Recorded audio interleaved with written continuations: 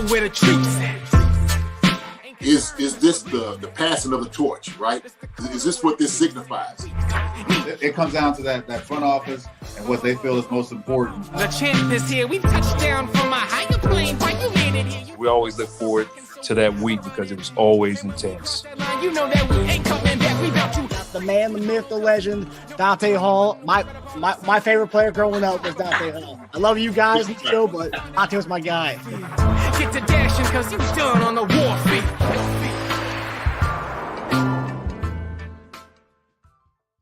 This episode of Chief Concerns is brought to you by betonline.ag. BetOnline is the fastest and easiest way to wager on all your favorite sports, contests, and events with first-to-market odds and lines. Find reviews and news for every league, including Major League Baseball, NFL, NBA, NHL, combat sports, esports, and even golf. BetOnline continues to be the top online resource for all your sports information from live in-game betting, props, and futures. Head to BetOnline today or use your mobile device to join today and make your first sports bet. Use our promo code BELIEVE50, that's BLEAV50, to receive your 50% welcome bonus on your first deposit. BetOnline, where the game starts. Hey everybody, welcome to another episode of Chief Concerns Postgame Show. I'm Marcus Dash, and I'm here with my guy, Lance. Lance, I hope you had a beautiful Thanksgiving, and I think this is a nice way to cap off Thanksgiving weekend with a dub, an ugly dub, but a dub nonetheless. Lance, how you doing, buddy? Doing good. I guess I did so much eating this week that I decided to eat for the Chiefs because they didn't do much eating today on the offensive side especially. But you know what? You're right. It is a victory nevertheless. The Chiefs now move 9-2 with one real true challenge left of the rest of the schedule that I'm sure that we'll talk about as the time goes on. But yeah, man, it was definitely a very ho-hum victory today, and I'm sure we'll have plenty to break down in the upcoming moments. Yep. And our guy, former tight end, Chiefs tight end, Jason Dunn will be joining us. Obviously, you guys know JD likes to make his grand entrance later on in the show, but he'll be joining us shortly. So, I mean, a lot of things to go over. I know someone called us out last week because, we were looking for things to talk about. And it was, all good. And we obviously point out some of the negatives because there's always things to talk about, right? You can always find negatives. We're not a perfect team by any means. Although I think we all feel we are. But I want to start off with something that we've talked about on the show. Last week was kind of a big deal for us, was finding a punt returner. And yeah, we could talk about how amazing Mahomes and Kelce are. And even so, the red zone woes we had today, which we'll get to that as another nugget. But the punt return has become such an issue. And I think today also, the special teams as a whole this year has been kind of the worst we've seen in a really long time in the Reed era. And I think we've talked about that before. But, we had the fake punt pass. This is a team that's desperate, trying to win at all costs. They have a third-string quarterback in there, so they're going to try to figure out other ways to get first downs. You get the fake punt pass, Skyy Moore, the muff punt. I think it's third or fourth in the season. I think third, I believe, right? I actually think it's his fourth muff punt. Awful. We don't have another punt returner. And Justin Watson comes in there. Hey man, I'll take a fair catch all day long. If he's never going to return it, as long as he fair catches it and doesn't muff it, I'll take that all day long. We have an offense who doesn't need a punt returner to take it to the house. We don't need that. We have an offense that can do that can drive a whole length of the field. We're not stuck in the a team that has a guy like Jared Goff as their quarterback where they need a punt return to get him into good field position. We have Mahomes, we're fine. But this is pretty scary going to the playoffs without having a legitimate punt returner, a guy who we can trust back there, who can field the punt confidently. And that's one thing I'm really scared. We talk about all the things. We have a lot of confidence going into the postseason, number one seed. We have a lot of things going for us. That's one little small thing which special teams comes up big in the postseason. We saw McCole Hardman help us out in that Houston Texans game. Gives that little jolt of some kind of life when we were down 24-0. We don't really have that in that punt return. We don't have anybody who can just field the punt. I'm just right now seeing this, and I thought Skyy would get the confidence last week. Get thrust into the offense. He would have the confidence, and comes back out. He's not a punt returner, and that's fine. He's a great receiver, and we saw it today again. But he's not a punt returner, and that's where I'm just kind of confused. What are your thoughts on this whole punt return situation? Yeah, the Chiefs have a real problem in special teams as a whole, but in particular at punt returner. Biggest reason why is because, as you said, they don't have a guy right now. They usually do. and he's been one of the more durable players over the last 3-4 years, and it's been Mecole Hardman. The problem is he's on the IR right now, but the biggest issue is even before he was on the IR, the Chiefs reluctantly put him at punt return, which I don't understand for the life of me. He is clearly the most suitable guy on this roster to do punt returns, and to your point, the Chiefs don't need any miracle. They don't need a Deion Sanders or a Tyreek Hill or an Antonio Brown back there. They just need a guy that gets them, if he's going to return it, just get them 8 to 15 yards and just put Patrick Mahomes in the best position possible and play it safe. I'm good with a guy like Justin Watson right now just going back there, and if it's in good territory, just a fair catch it and just give Patrick Mahomes the damn ball. Because you can't have a guy out there that is continuously giving the other team second wind and second life by giving them the ball right back when your defense just had a 3 and out. It is unacceptable. I can understand if it happens once, maybe even twice. But when it has happened more than 3 or 4 times in a single season and you're just now halfway through the season, that is on coaching. Andy Reid and Dave Toub have over 40 years of NFL coaching experience under their belt, and they continually put the wrong guy in the wrong position. Mecole Hardman's out, so that's an excuse, but he wasn't your guy to begin with. You were putting Skyy Moore out there week 1, week 2. That is not okay. This guy is clearly a receiver. He is so confident on the field when he's out there lined up in the slot, lined up out wide. He is confident. You see that this guy is a contributor. When he's in special teams, he looks lost. He looks like you or I out there, Marcus, and I know you play a little football, but I would imagine it'd be hard for us to return punts right now in the NFL because of the way that ball moves. You have to have somebody out there that understands the way the ball is moving. It's a lot different than catching a pass, as we all know. That thing is flying it's a knuckleball coming down.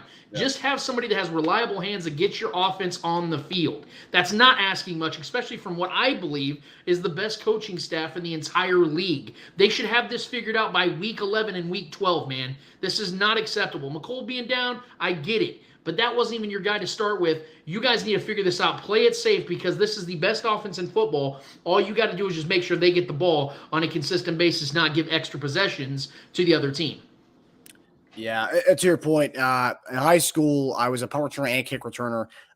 More comfortable with kick returns. I did not like fielding punts. They liked me back there because I was sure-handed, but that ball was coming in. I prefer to give it some space so I could catch it off the bounce. I did not like catching it on the catching, and then having that's one of the hardest positions to. That's why it's like you can't just throw anybody in that position. That's why I'm seeing this like Skyy Moore. It's obviously that he's not comfortable doing this, so let's not put him in that situation. And plus, going into last week, everyone was kind of down on him. We really hadn't seen him get much reps on offense. People were down on him because of what we saw in special teams. He's not a punt returner. He's a receiver, and we've seen that over the last 2 weeks. He's a legitimate receiver, and he's going to have a good position on this team for a while, being our possession guy, being our middle of the field guy. I can't wait to see him grow and progress in the offense, but punt return is not his thing. But sticking with Skyy Moore, I think today, and I think outside of that first drive with Kelce, I think Skyy Moore is our best receiver today. You had MVS drop 2 passes, and we're putting MVS in positions that he's not. Like that one where everyone was laughing about how Pat bulleted that rifled it to him right before halftime. That's not MVS's thing. MVS is a deep ball guy. That's it. We're trying to fit him in like puzzle pieces that he's not. You can't really fit that peg in that hole. He's a deep threat guy. He's not really going to catch those tough ones. That was never his thing in Green Bay.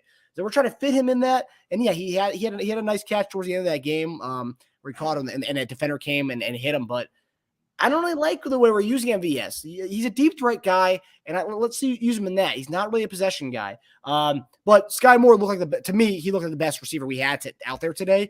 I mean, what were your thoughts of Skyy Moore, the receiver, not the punt returner today? Yeah, I would say that Skyy Moore definitely looked like the best receiver out there, and I think it has a lot to do with how he's playing and both the fact that JuJu is working his way back from a concussion, and to JuJu's credit, I think he had three catches on 1 possession. He started to get into a rhythm, so you're seeing JuJu work his way back. I don't think people realize how difficult of an injury a concussion is to work back, man. That affects everything that your body does on a daily to week to week basis. So seeing him back was a great thing, and I thought that JuJu had a pretty decent game considering that. But yes, Skyy Moore was the guy that was all over the field tonight. And to your point about MVS, I will say this: you're right. Stylistically, he was playing out of position. That's not really his go-to, his bread and butter. We know he's a burner. He's not a guy that's going to do these little 5-yard slant patterns. He's not going to be a guy that's out there, with a massive route tree. So understanding his lane, the problem is the Chiefs are just a little limited right now at wide receiver, given, McCole Hardman and Kadarius Toney. They're burners, guys that can run, those slant patterns and take it to the house, those little bubble screens, those little jet sweeps. Those guys being out, it does make it a little bit more tricky for the Chiefs to find space, and that is where Skyy Moore came into the equation tonight. You saw him multiple times finding the zone. My favorite play is when Patrick drew out to the right side. I think it was in the second quarter, if I'm not mistaken. And Skyy Moore had a normal route to the outside, saw that there was two defenders right there, decided to go back to the middle of the field, run upward to give Patrick Mahomes another option in the middle of the field. That's a veteran play right there, man. This is a guy that's got less than 10, 11 games in his NFL career to this point, and like you said, has had limited snaps to this point of his career as well. To see him make that kind of play, to have that kind of composure, that kind of poise, and go out there and make that kind of play in a big moment like that, I think that's a sign for good things to come when it comes to his connection with Patrick Mahomes and his ability to improvise in an offense that a lot of times, for better or worse, relies on their improvisational skills. So, yes, I was very impressed with Skyy Moore, and I think he's definitely a building block to this offense and getting even more versatility in this offense as the season progresses. Yeah, and I think the beauty about Skyy Moore is that he's got such good hands that he can be the middle of the field possession guy, but also he's so quick and kind of a shifty type of guy where you can give him the jet motion, the pitch play that we do with Hardman. So he was doing a little bit of Hardman stuff and a little bit of in the middle of the field stuff, which Hardman, it's not really that guy. Hardman's not going across the middle catching those balls that Skyy Moore can catch. And it's your point, his whole redirect, the scramble drill, when plays break down, Mahomes rolls right, rolls left. He's doing that. His growth from going from Western Michigan, which they probably, I didn't watch a lot of MAC games. I watched some action games during the week, but I'm sure there was not a lot of that scramble drill type stuff going on in Western Michigan. And so to come, week 12, he's really getting into this offense. And on this past week, we had a topic on the show is when those other guys get back, will Skyy Moore have a role in this offense? And I think it's pretty obvious where that's headed. I mean, he's going to have a definite role. I don't know what his role will be defined as, but he's definitely going to have somewhat of a role when everyone's back and healthy, and hopefully soon with Toney and those guys. Running game. Everyone's been talking about hashtag free Rojo for a really long time for the last few weeks, and we got to see him, man. And I got to say, only a few carries in the game, but he looked like that guy was. He had a mission. He was pissed off. He was running angry. I think he had that one catch where that was his first touch. Then he had a couple couple of handoffs for a couple yards here and there. He looked good. He just run straight, getting yards. What did you think about Rojo? And obviously Pacheco looked like a badass too. I do want to ask JD a question about Pacheco though. Towards the end of that game, he was getting kind of blown up, like big time blown up on some of those carries. He was getting, and I hadn't seen any other running back get nailed like that. And it was consistently at 3 or 4 tackles in a row where he got nailed. I want to know if he's running, if JD thinks he's running too straight up on some of his runs. And I know he gives it all on his runs. And I want to know if his pad level is a little too high, and that's why he's getting knocked around a little bit. I'm curious to ask JD on that one. Yeah, no, and I'll say this about when it comes to Pacheco and how he's getting hit. I think a lot of it also had to do with the fact that the Rams knew what was coming because the game was coming to an end and the Chiefs were going to play very conservative. They didn't want to try to, upstage the Rams. That's just Andy Reid's way. I would have preferred if the Chiefs just try to put another touchdown in the end zone, but that's just me. But yeah, he was getting teed off on. The defense knew what was coming, so they just had missiles heading his way, and he didn't do himself any favors because in the scrum, you see his chest is way up. He's not bending down. He's not bracing with those shoulder pads, and he's getting beat up by these NFL veterans. That's a rookie thing. That's something that rookies, if you look throughout the league, a lot of rookie running backs struggle with that because they get excited and they're looking up the field. They're trying to see where the hole is, and they're not focusing on what's right in front of them, and they get destroyed. There was a few of those hits, man. I ain't gonna lie. I was like, gosh, if he doesn't get up, it would not shock me. He'd bump right back up. And this dude was out there running around getting ready for the next play. I was very impressed by what I saw from Pacheco. I think he only ended up with like 3.5 yards per carry. But that, again, a lot of that was because at the end of the game, everybody knew what was coming. There wasn't nothing really meaningful coming from it. The majority of the game, though, he looked incredible. He got another touchdown, his second of the season. I think it was his first touchdown since week 1, if I'm not mistaken. So it was really good to see Pacheco get back in the touchdown column. When it comes to my guy, Rojo, I say my guy because this is something I've been wanting to see all season long. I love Clyde Edwards-Helaire, but I think it's time to move on from that. I know that he'll be on the IR. By, I think, week 16, he should be back, but I would hope that the Chiefs continue to go with the Rojo mojo because of the fact that I think you saw tonight, although he only had 5 touches, he had 34 yards. This guy had 5 touches for 34 yards, and 22 of those came off a catch. And this is so funny to me how people have always said he's not a guy that can catch out of the backfield. That's exactly what he did tonight. His biggest play tonight was out of the backfield catching the ball and extending drives. He had, I think, 3 first downs. He had 3 first downs for the Chiefs tonight. So I know that Rojo is not a guy that people are going to say this is a running back one, but what you're seeing from him is a guy that was ready to hit it out the gate. He's been waiting all season long for his opportunity. Once he got it, he made the most of it. And I really liked what I saw from both Pacheco and Rojo tonight. And I think that's one hell of a complimentary piece to add to the equation. I do think, however, though, as much as I like Rojo, as I like McKinnon, I love Clyde, I do think the Chiefs need to really center their rushing attack around Pacheco exclusively, because he's separating himself from the pack. The way he runs, you're hearing Greg Olsen and former other longtime NFL players talk about his foot movement, the way he moves his hips, the way the moment is so. Everything looks like it's in slow motion for him at times, where he's able to avoid, because as many big hits as he took at the end of the game, he avoided a lot of other big hits earlier in the game. So I like what I'm seeing from Pacheco. He's still got some polishing to do, but that is expected from a rookie running back, let alone a 7th-round rookie running back. When it's impressive as hell to think that a 7th-round running back has now become the exclusive back for the best offense and the best team in the NFL. It's props to him, mad props to him, and I really think the Chiefs have something special there. Yeah. I agree. His running style reminds me of Justin Farkas, old Raiders running back. He was, I think, a 2nd or 3rd round pick at a USC.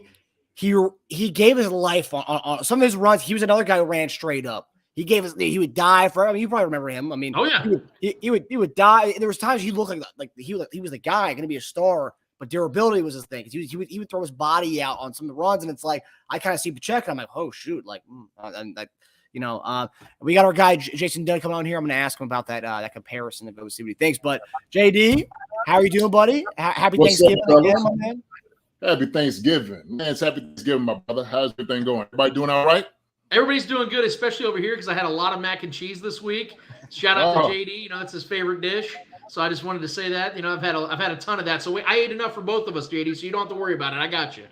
Good. I know you got me covered on that, man. But I told you, my daughter, man, she made something. It was fire. So I'll tell you, my daughters, people I know, mac and cheese around here. I know she gets in there and she talking about slamming. Both my daughters cook. Slamming. That's awesome. That's awesome. So what's going on? What we talking about here? What's happening? So we start off the show by talking about the punt return. This is an issue that we've talked about for a really long time, about that punt returning issue, and just basically about Skyy Moore and the punt return facet, but also Skyy Moore, how he's taking on a new role, taking on his role is kind of emerging on offense. 2 weeks in a row of being like kind of a go-to guy for Patrick in crucial downs, but then contrasting from his punt return. So we'll start off with punt return. We need to fix that punt return issue. I mean, we need to find someone back there who's going to catch the ball. Yeah, I mean, it's dire. To be honest with you, but I think that's gonna change, of course, with Tony coming back. Playing Harmon coming back as well. I think he's just a guy that you're putting in there until you actually come in. Those guys get back, right? So the thing is, man. You think he has reliable hands and he's securing the ball, right? That's a lot of the punt return, securing the ball. You want to get returns, but you got to have a guy back there that can absolutely come in and secure the football. And him muffing the punt, I guess. Full disclosure, man, I didn't get to see all the game. I was in and out watching some of the game. I know Eric kind of texted me that he muffed the punt, which is that's shocking. But you have to have somebody back there reliable. And if he's not going to be a reliable guy back there, and that's all you need to do is secure the punt, find somebody that can, right? I mean, do you use a position, like I said, like an Ely or somebody back there to secure that? But like I said, if it's something that like Kadarius Toney is coming back next week, hey, then don't worry about it, okay? You just kind of move on from it. Yeah. Okay. And that's one thing I was like, I saw him off the punt. I even tweeted, I was like, okay, he's not a punt return. That's fine. And I remember a couple weeks ago, before he had his role in offense, people were saying, oh, this guy's trash. He's garbage. It's like, oh, he was a bust. It's like, okay, no, he's not a punt return. He's a receiver. And we've seen that over the last 2 weeks, how he is an NFL receiver and he's a badass. Yeah. Talk to us about what you're seeing from him. Second week of really seeing him with the ones on a consistent basis. What did you see from him today? The kind of the growth with Skyy Moore on offense. I mean, you see it. You see the emergence of Skyy Moore, and a lot of it, the opportunities are coming because guys are hurt, right? And sometimes you're not afforded that because you got guys in front of you. It's going to always be hard for you to get snaps. And so he was kind of unfortunate because he was behind some great guys in front of him. JuJu guys are playing in the same position. And so sometimes these things happen because of the unfortunate situations with guys being injured. But this is why we drafted him. We knew what he had in his bag. We knew he was a great route runner. We knew he has good hands. He could get open. He's real slick. He can move around really good. But I like him in the one-on-one matchups. I really do. He's a guy that's going to challenge the ball. He's going to catch the ball with his hands. So that's what I love about him. But like I said, those things are opportunities come because guys are hurt, right? Now we kind of need to see it. Now you don't have to call him a bust. Well, he's a second-round pick. Sometimes guys don't really get to start, especially if you got guys that are in there, right? Like we brought JuJu in. We knew Harmon was going to be here. MVS, we get it in free agency as well. And so he was just a man loaded on the totem pole. That's kind of what it was.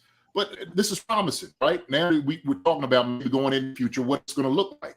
Now we know we got a reliable guy, especially receiver-wise, that can run routes, and Patrick, he trusts him. So that's beautiful. It's a beautiful place to be at, man. So, I'm so happy for the guy coming out here and actually showing what he can do. Especially, but I've been in a position, being a second-round pick, sometimes things are weighing on you. And then you hear it from all these other people, this and that and stuff, right? But shoot, man, he's playing phenomenal football right now. Yeah. Another thing we talked about, well, we actually didn't really get into this, but red zone offense. Going into this game, we were the number one red zone team in the league. Today, 1 of 6 in the red zone. Pretty rough. I think it was the one of the last drives. We did the we had a really cute play, fun play. It was this double pass. Skyy Moore gets it, throws it back to Mahomes. Mahomes, it was an incomplete pass. I think he had Kelce there for a quick second, but I think Ramsey was baiting him to throw it to Kelce. But I mean, just run the ball. I mean, that's what I would say. But it's obviously bigger than just running the ball. What was your takeaway from the red zone offense today? And another thing, people think the Rams are scrubs. While the Rams, have some injuries, the Rams still have a good shell of a good defense still. So that's not some slouch defense. So record-wise, it's still a good defense. So I mean, I think people should know that it's a good defense that we played against today. But what did you think about our red zone offense today, JD? What did you see? I mean, I thought it was atrocious. I mean, I really did. Plays didn't necessarily work, but like you said, this is where I stand. I'm gonna be completely honest here with where I'm at. You have to run the football. You have to be an effective, a productive team running the football down in the red zone. And it really boils down to guys getting their clicks in the ground, and you got to be dedicated to run the football in short yard in the red zone. If you're not close to the goal, can you hear me? Yeah, there you are. Yeah, you went out for a second. Okay. I don't know. Shoot. Maybe I was getting too hyped. Maybe might be. Maybe. But listen, I was thinking about this, but you have to run the ball. You have to run the football. And even if it's, do the passing plays, on third down, okay? Matter of fact, if you're down there, why not play action, bringing the big guys in? I seen Simons come in, play action off of it the very first time. I'm like, well, this is a perfect chance to do the play action, right? Why not go ahead and do it? But we like to throw the football down there. And so if you want to get chunks, want to get yards, bring some big boys in, come off the football, start smacking people in the mouth, period. You have to do it. I mean, look, we got Pacheco who's running as hard as you possibly can run in the NFL right now. Rojo came in. Shoot, you got another guy that can be able to run the football. I mean, McKinnon, I just think you just got to give guys a shot. You have to. Yeah, and look, up front, these guys are guaranteed the offensive line. They want to absolutely deplete and come off the football with these guys. So I mean, you have to. You have to really. When I'm telling you, be dedicated, running the football down in the red zone from the 10 on in. You have to do it. You have to do it. And Taja, when we were saying, look, these guys get paid too. You got the best defensive tackle in the league. One of the, of course, him and Chris. But I mean, Aaron Jones Aaron Donald. I'm sorry, Aaron Donald. Man, he's a beast out there. You got a double team that guy. You know he's gonna beat you off the ball. But you run straight at him. That's what you have to do. You got a double team, come straight at him and run the football right at this guy.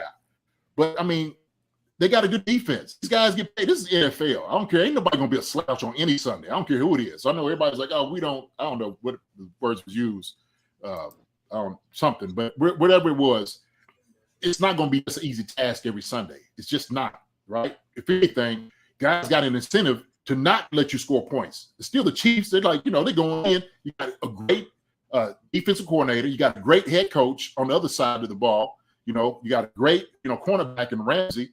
These guys are just not going to lay down for you. I don't care who you are, right? Especially Super Bowl champs. There's still about there's a level of pride in the guy when you're out there playing in the NFL. I'm sorry, this is how it works. So I don't care how many points you got. I don't care who's on the other side of the ball. My job is to come out here and hit you in the mouth as hard as possible, not let you win, period. So, but that's it. That's it. You got to dedicate yourself running the football. 1-6 is just not good enough. It isn't. It's not. Yeah, the drive, the Chiefs went up 13-3. You saw that on the final 15 or the previous 15 plays, offensive plays for the Chiefs, there was only one running play. That's a problem. Because of the fact that I understand that this is always going to be a pass-first offense as long as Patrick Mahomes is here. I understand that the Chiefs are going to be a team that win and lose because of Patrick Mahomes and what he's able to do, especially in the red zone. I think the Chiefs, to their credit, have 31 red zone touchdowns this season, 32 now, if I'm not mistaken, which is the highest in the NFL. But here's the thing, man. In games like this, the Chiefs, for whatever reason, decide to just go out there and try to play Globetrotter-style football. And it's very frustrating. I know things are fun. The double play to Skyy Moore to Patrick Mahomes and all that stuff, it was the most fun incompletion I've ever seen in my life. But it was an incompletion. It didn't work. And so you have to go back to the drawing board, and you have to go back to what is more methodical and what works. And what's frustrating to me, JD, and you would know this better than I do, being a big tight end and knowing the Chiefs love to utilize their tight ends, what's frustrating to me is you have 6'5" Travis Kelce, 6'5" Noah Gray, and 6'6" Jody Fortson, and you don't ever throw the back to the corner of the end zone to let those big guys go up and get a ball, 50-50 ball. Honestly, that's a 75-25 ball, for being honest here, because those big dudes are going to get that ball 75-80% of the time. So I don't understand why, if they're going to throw the ball, I'm okay with that, because I love seeing Patrick go out there and dominate, put up big numbers, things of that nature. But if you're not going to throw those types of passes that are more effective, then go and run the ball. And because at that point of the game, the first half of the game, the Chiefs were averaging 6.7 yards per carry. They were doing what they wanted whenever they wanted to in the run game. But for whatever reason, when they know they're about to go up big and they're about to do their thing and, they're about to, let's put up some style points. I think a lot of times, and this comes down to coaching, I think a lot of times they get caught up in their own press clippings because they know that they're about to have a highlight reel. This is about to play for the next 3 business days on SportsCenter and Get Up and FS1 and all these other shows. So they want to do something cool. And I get that because Andy Reid wants to reward his guys with fun. Because you saw Colin Saunders lined up, I think, at tight end on the play that Sean McVay called the tight end or the timeout on because he didn't want us to get shown up. Yet they still try to do crafty, cool, cute things. Guys, just go get the dub. I know this sounds weird coming from a fan who likes to see fun, cool plays like that when they work out. But at the end of the day, this game wasn't over yet. And that's, to me, I know that Andy's a guy that loves to respect the opposition, and I do believe he has genuine respect for anybody that's on the other side of the field. So even more so, take them seriously in plays like that and go at them straightforward. Like you said, JD, let your offensive lineman go up there and be physical and get a touchdown. So if the game's going to be over by your own terms, not by some crafty BS that you're not going to use in games like next week against the Bengals. Use this game to get some stuff right, especially when you have missing pieces. That's my problem with that, is because it's such a heavy eye roll when you see the Chiefs, like I said, like you said, Marcus, go 1 for 6 in the red zone. I don't give a damn who you're playing or what their record is. Under no circumstances can you have that kind of talent and that great of a coaching staff and go 1 for 6 at home in the red zone. It's unacceptable, man. By any means, by any stretch of the imagination, there's no reason in the world they should have went 1 for 6. I know, again, this sounds like first world problems because we're sitting here crying about a 16-point victory. But there are things the Chiefs did in this game that do worry me if they try to do that again. We saw this back in 2020 and 2021 when they would struggle to score in the red zone.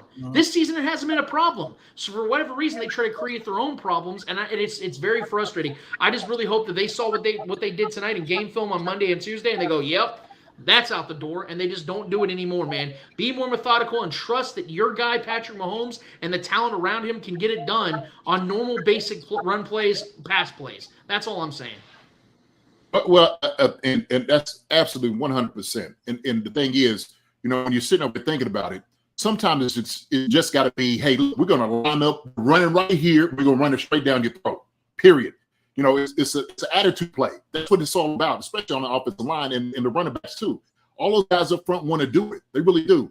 And not take anything from Patrick. Look, like you said, come on, man. We had the best quarterback in football, right? Like you said, it's post up. If you're going to throw the football, post up big bodies. It's just post up basketball for the big guys. It is down there, right? It is. One that Patrick throws the interception, he probably should have ran in. He had a chance to get down a little bit closer. But I said that kind of at a certain point, it's all about dropping your cojones and running the football. That's it. Like, look, we are coming right here off tackle. We run straight at Aaron Donald. Stop us. That's what we're going to do. And sometimes it's just got to be that. I mean, it has to be. And you got to establish these things, I think, early because, it's going to pay off for you later on, right? Like, you have to be able to do that. If you just become a passing team, then guess what? You're talking about tighter windows. It's smaller down there in the red zone, in the end zone area. So it has to be all about attitude, right? I mean, everything has to be very particular in the things that you're doing. So I just think that they just need to concentrate on it a little bit more. I get the passing, we're great at it. Hey, that's one thing that we're always going to be well. That's all we always going to do good at passing the football. This establishing the run with your running backs is where you have to go if you want to win the whole thing, right? Because teams going to make you predictable. It's going to be predictable when you're doing it. So I think we just need to get away from that and start concentrating a little bit more on running the football, more attitude running the football, especially right there in the red zone, in the within the 10. I will say something that was interesting that I can't remember the last time that we had one running back. I think it was got to go back to 2020 where one running back on our team had more than 20 plus carries in a game. And I think that was the Bills. I want to say it was a Bills Chiefs game where CH had 23 carries and we had 22 carries tonight with Pacheco getting 22 carries. So there was more of an effort. I don't know how much of that was at the end of the game. We're just trying to milk the clock. I mean, he did get like five or six carries in that those last 2 minutes there. So maybe it was a little had a little buffer there because of that. I do want to ask you, JD. Last few drives, not a few drives, but last few plays, Pacheco was getting kind of blown up, and he's an angry runner, but he was kind of getting blown up there. And I want to ask you, I couldn't tell, but from what you saw, is he running a little too high? Is his pad level a little too high? Because I feel like he was getting blown up big time. I think just with his height, he already has like a low center of gravity, so it may look like he's standing up, but that's just how he's. That's his running style. Shoot. I mean, these guys, at that end, it's all about kind of stripping the football, right? Hitting the guy and trying to get as much as possible. Maybe dislodging the ball. That's what you're doing. You're trying to go and hit the ball. So guys are going to kind of hit you low and make sure they ain't hitting it up high. But, him, trying to get the extra yards and just running. I mean, he's like I said, he's a hard runner. He really is. I like, me, I like a lot more, traps, powers, doing some things, kind of man on man, coming off the football. We do a lot of zone. I like a little bit more, guys kind of pulling, getting up inside and kicking some guys out. I like that style of football. And so I split zone, if we do the split zone, mid zone, whatever we're running, which is good. But sometimes, like I said, it's just coming off the football, maybe some cross blocks here and there, right? I mean, that's what you want to be able to do, especially against a team like that that's very good at penetration. So, I could go all day about things I don't like about what we do offensively, but they've been successful. And so, like you said, we can be a little picky. I'm gonna be a little picky because I'm a guy that I love running the football runner. That's what I want to do, block guy. So I know if I'm sitting over there, I know guys also thinking on offensive line, like Trey Smith was blocking in the end zone for the one. I mean, he's coming off the football, right? Yeah. I was like, dang, God, great play, right? But Trey's coming off the ball. He's kicking tail. That's what he's supposed to do. So I don't know, man. It's tough. It's frustrating when you see that. But hey, you got to win, right? And these are things that you can build on, you can work on every single week. And the Chiefs will do that. They're going to evaluate this film. come back and see what they need to work on as far as the coaching staff and guys in the backfield. What you need to do better. So, yeah, and a win is a win, whether ugly or not. A win is a win. So moving to the defensive side of things. Obviously, they were kind of shorthanded. No Cooper Kupp. Their running back situation has been kind of in flux all season. Cam Akers wanted out. Darrell Henderson got cut. They kept, Cam Akers came back. Then down to the third string quarterback, Bryce Perkins. Really cool story, by the way. I didn't know about his, broken neck. Didn't play football for 6 months. Came back with a JuCo. And then ended up going to UVA for football. So really cool story for that quarterback. And it's cool he got a passing touchdown today. But in situations like this, you need to handle business, right? Regardless, you said, JD, these guys, everyone's getting paid to play football. They're getting paid to win. So you beat the team that you should beat, and we did today. Held this guy to 100 yards passing, 1 touchdown, 2 picks. And then collectively, they had 28 carries for 116 yards rushing. Mainly, I think the quarterback had about 7 carries for 40 yards. So, what did you think of the defenses played today against Bryce Perkins and the Rams? I thought they did pretty decent.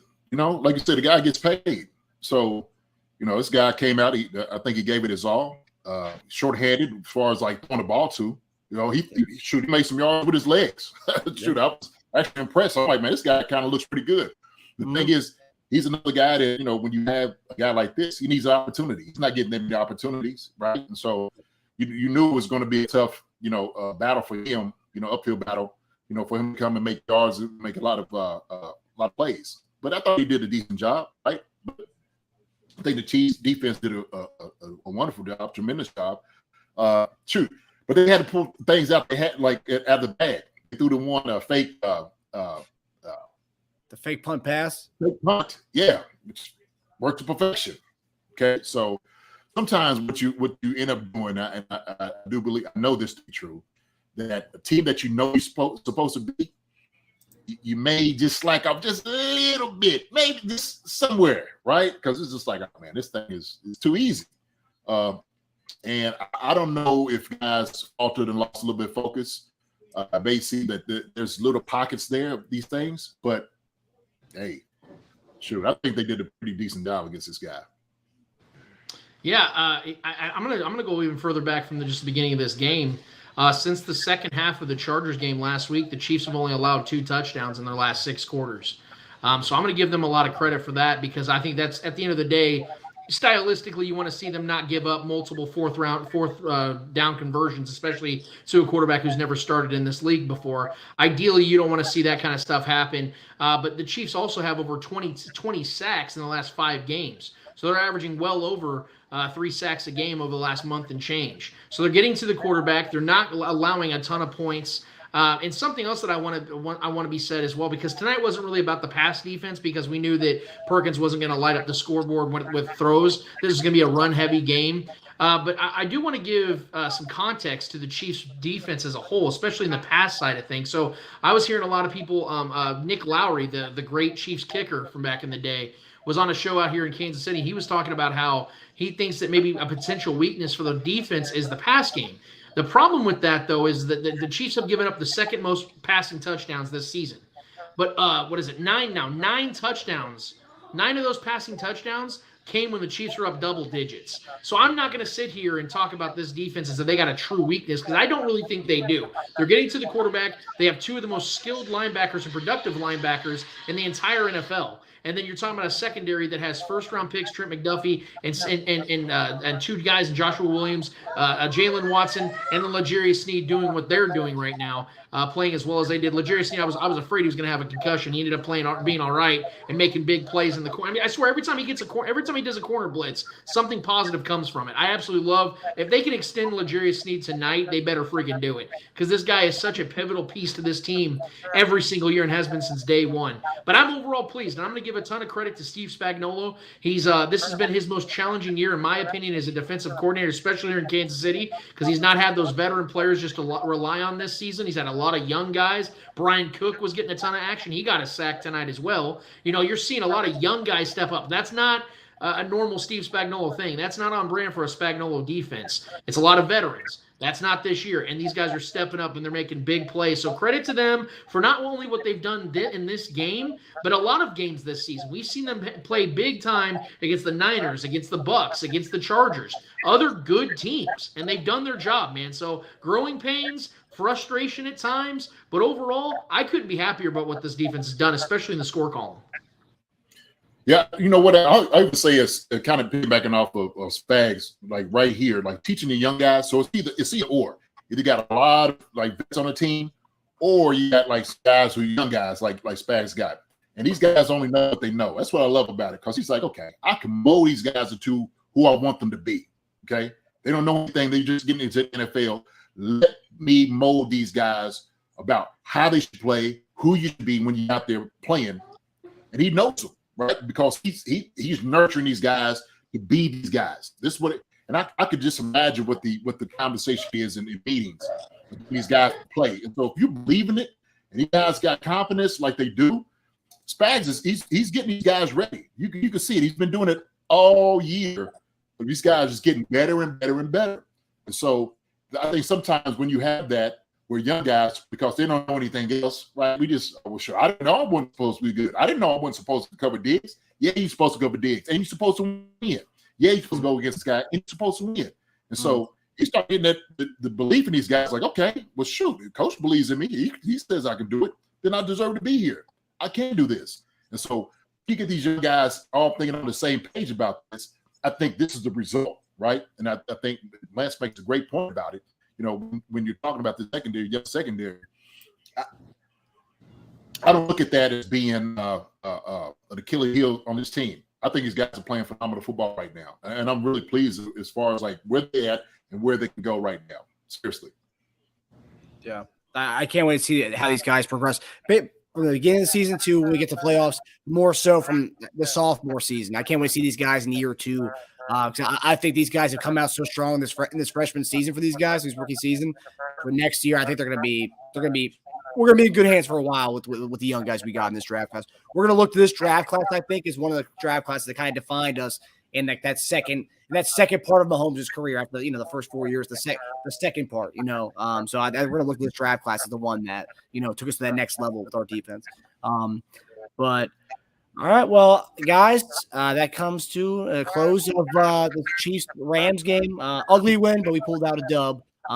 Next week, traveling to Cincinnati, baby, and that's gonna be a good one. I think Jamar Chase will be back for that game. He almost suited up for this one, but I think they're like, well, one more week, let's get you back from Kansas City. So we'll have our hands full with that one, and that'll be a fun game. And JD and I will preview that this week on Chief Concerns. Lance, I'm sure you got something in store for everybody out there for your episode next week. What do you got? What do you got on tap for next Saturday? A lot of fun things. Let me just say real quick, two guys I want to throw out there credit wise for Harrison Butker. He's made his last 7 field goals and his last 5 PATs.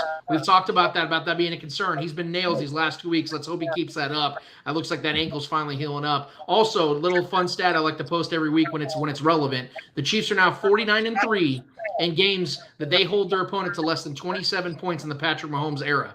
Just wanted to put that out there as well. They continue to up that ante, man. It's an historic thing we're seeing here. I hope everybody's enjoying it. I know today was a ho-hum victory. I know it's a 16-point victory that felt very meh. But you know what, guys? It's a victory nevertheless, and the Chiefs are moving on. Saturday at 11 o'clock a.m. Central Standard Time at the Spoken Podcast. We will be live streaming on YouTube, Facebook, Twitter, everywhere you can find us.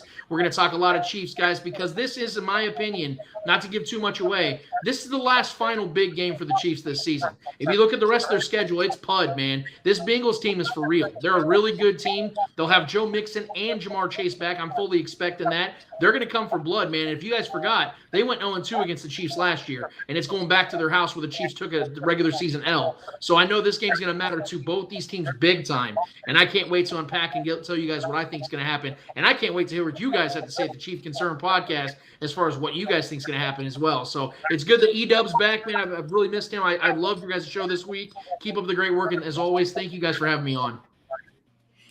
Appreciate it, brother. My prediction: Chiefs win. Chiefs win. That's their prediction. There it is. That's what it's gonna be singing. That's exactly what it's gonna be like. Man, look, hey, Listen, but man, I always appreciate your input, man. You know what? This has been a blessing, man, seeing you on here and having this conversation with you. Do a tremendous job with all your work, man, and everybody on the Spoken Podcast, man. Tell everybody I said what's up. Hope you get on there sometime soon, man, to say hi. My grandson's been having a basketball games on Saturday during that time, so whenever you got time, you let me know. We'll have you on. I promise you. Okay, good deal. Right. Awesome, fellas. I will say, Lance, you kind of you went against everything we just said on the show about how there's no slouches in the NFL. Then all of a sudden you said the Bengals are our last tough opponent this year. Look at this guy. Hey man, we got to get people to chew on. You know what I mean? Yeah. They all tough. Yeah. But Look, all right, Chiefs are everybody's Super Bowl, man. I'm telling you, like that's you want to get some clout. You want to get a little bit pat on the back. Beat the Chiefs. Come and play your A game. We know the Bengals going to do it. We know that. We got something for them. We own Milkers. We do. Yeah. That's true. We do have a chip on our shoulder for the last 2 games we've played with them, and they were pretty chippy with us too.